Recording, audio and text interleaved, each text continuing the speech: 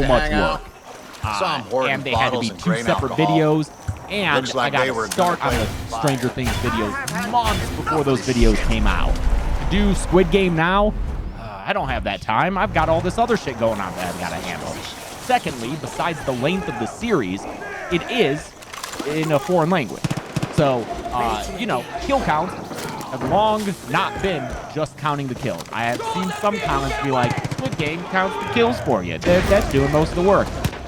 No, motherfucker, that's not most of the work. Most of the work is learning about the context and the cultural implications of the movie and how it was made and all that stuff. When you put all that in a foreign language, that becomes so much more difficult.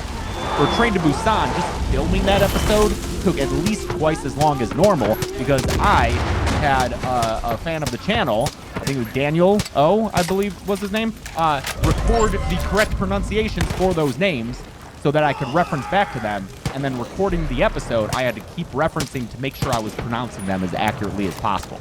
Squid Game, you know, I would have to do that. Next, let's see. Oh yeah, speaking of Train to Busan, when I made that kill count, I got a copyright strike.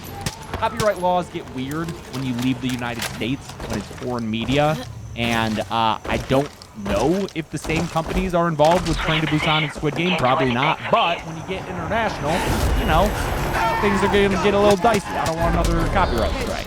Finally, it's on Netflix, and Netflix this year has been giving me issues with the Fear Street kill counts getting blocked. Blocked Revenge, even though Revenge is not even on Netflix. They rolled in the up US. to my place So in those white there's just trucks, all these reasons, and I just ran. That I could, dude. I know it's the most popular thing out there right now.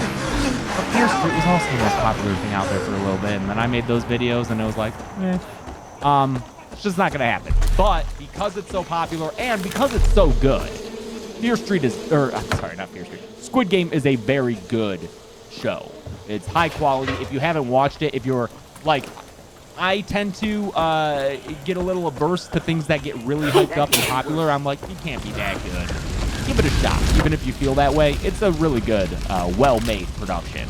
So, because of that, we will be covering it on the podcast, which honestly is the better medium for it anyway. We're going to be able to talk at length about cultural messages and we'll be able to address the translation issues that have come up. So a podcast covering Squid Game, trust me, it's going to be, it's just the better format for it. So that will be out. Let me repeat myself.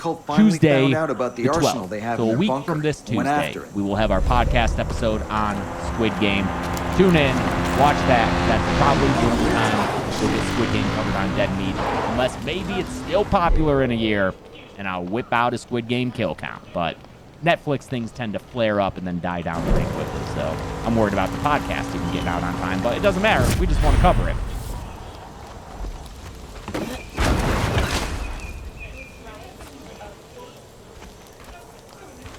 We were fortunate to survive the pandemic, but new legislation in Washington would eliminate Arizona's right-to-work law.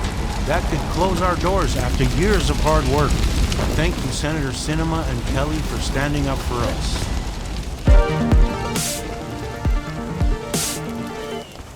Welcome to the Kill Count, where we tally up the victims in all our favorite horror movies. I'm Jay.